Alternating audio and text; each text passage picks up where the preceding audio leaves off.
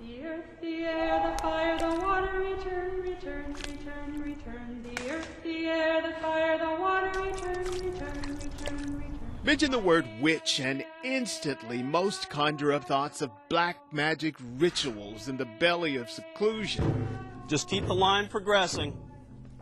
Now come inside the Arnold Hall Community Center at Joint Base San Antonio, Lackland. It's a different picture. I'm Archer, and I'm a witch. Archer, a.k.a. Tony Gatland, is the high priest of this coven. A packed house of basic military trainees are studying witchcraft in his circle. When we come over here on a Sunday, oftentimes there are 300 or 400.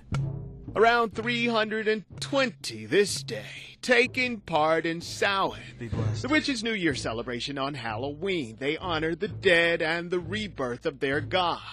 Trainees literally lined up by choice to learn about Wicca. All Wiccans are witches, but not all witches are Wiccans. Witchcraft is the means by which we practice our faith of Wicca. According to Gatland, who spent 25 years active in the military, witches are an earth-based faith.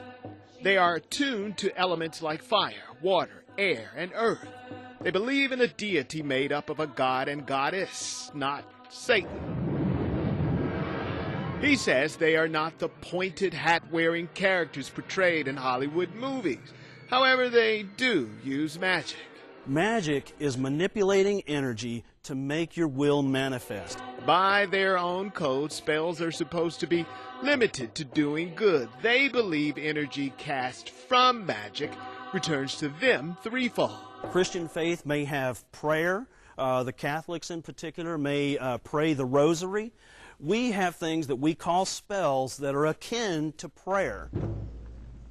The Department of Defense, by decree of the Constitution, has to make room for this service. Thank you very Even much. if it's in the same room where some Christian groups just worshiped minutes before. Our job is to make sure that, to the extent we reasonably can, that we accommodate the religious views and the free exercise rights that all of these military members have. This is the largest weekly Wiccan service in the entire world. But not everyone here is a practicing witch. Trainee Jesse McCarty is. The 19-year-old from North Texas has been carrying the faith since he was 10. It's just me doing what I feel is right and what he or she tells me is right. Fantasy reading and Harry Potter piqued trainee Atreyu Kamen's interest in Wicca 5 years ago. There's nothing wrong with Wicca. And of course that's why we have this service here, because if we were sacrificing goats, you know, how could we do that in the Arnold Hall, sir?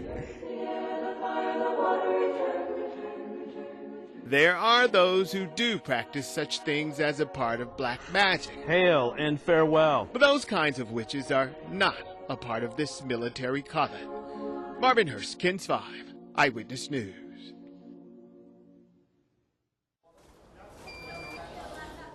All right, thank you. Is that everybody? All right, thank you. They safeguard the front lines for nearly 2 million people flying daily nationwide and covertly patrol the rear flank. The public doesn't see this. A 100% screening going on. Not a single bag gets on a plane these days without TSA scrutiny.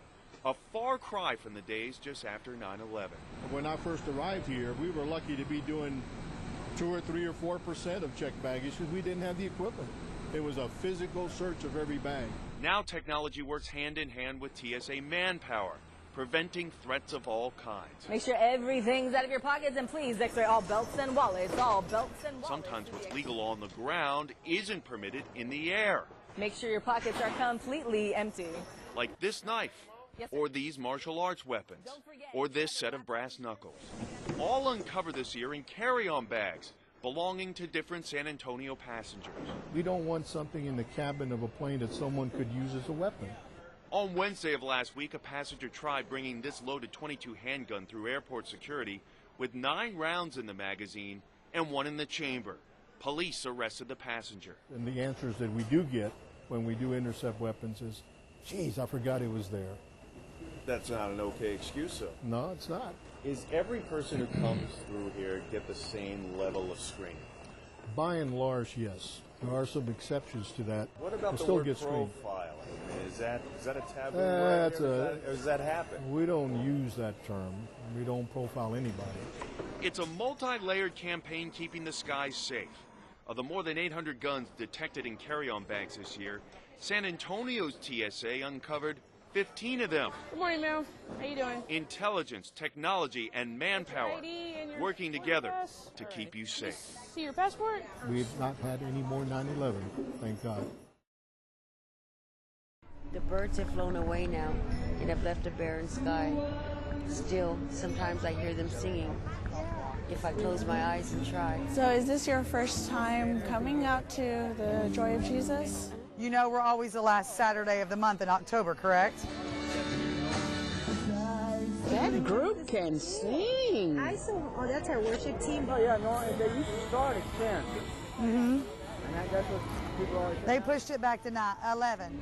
The lakes are all now frozen. The trees are standing bare. And of all the season cycles, winter's most unfair. Very beautiful. Whether it's massage therapy, whether it's painting nails or doing makeup, everybody has some way to contribute in sharing the love of God. You're in the Army? How long did you serve in the Army? 6 years. 6 years? Well, thank you for serving for us. Though winter be the season in your heart, may there lie spring. Let not there lie things dormant, but may your joyous heart have wings. Sandra? Very good. Pleasure to meet you. God bless, okay? Take care of this. And I wish for you this winter the spirit of a spring. The pain that's within barely has the strength to make it through the day. What started off as a high-speed chase near I-35 and Shepherd Road ended with mangled vehicles. Police say this black SUV is just one of several that left the house loaded with marijuana. Detectives say the driver of the black SUV wouldn't pull over and tried ramming into this police unit chasing him. He missed, but smashed into this Volvo station wagon. That vehicle sustained quite a bit of damage. The occupants of that vehicle were injured substantially.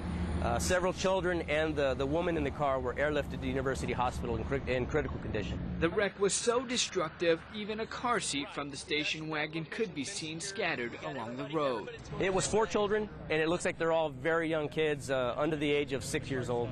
Inside the black SUV, police found hundreds of pounds of marijuana. The suspect was also taken to the hospital under police supervision and will likely face time behind bars once released. It just goes to show that these people that are involved in this drug trade like this they're willing to risk whatever it takes to get away with what they're doing. In this instance, he put these people at risk and caused some pretty substantial injuries to this family.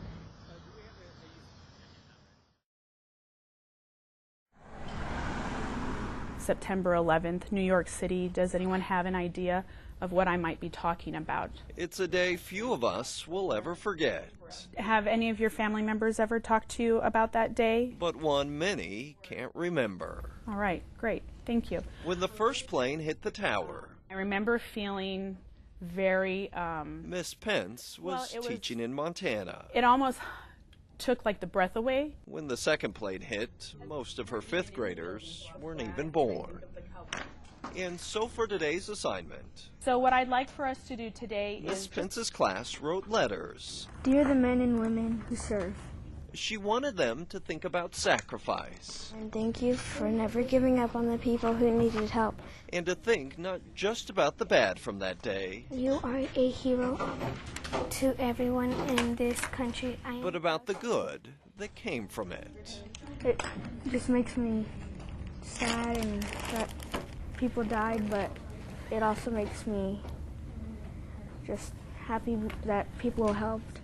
When it was time to move on to the next subject, the hands went up and the questions kept coming. Ever thought of making this day like an actual holiday? So while they may be too young to remember, these 5th graders proved today they're not too young to reflect. We'll keep it alive and we'll keep that memory going.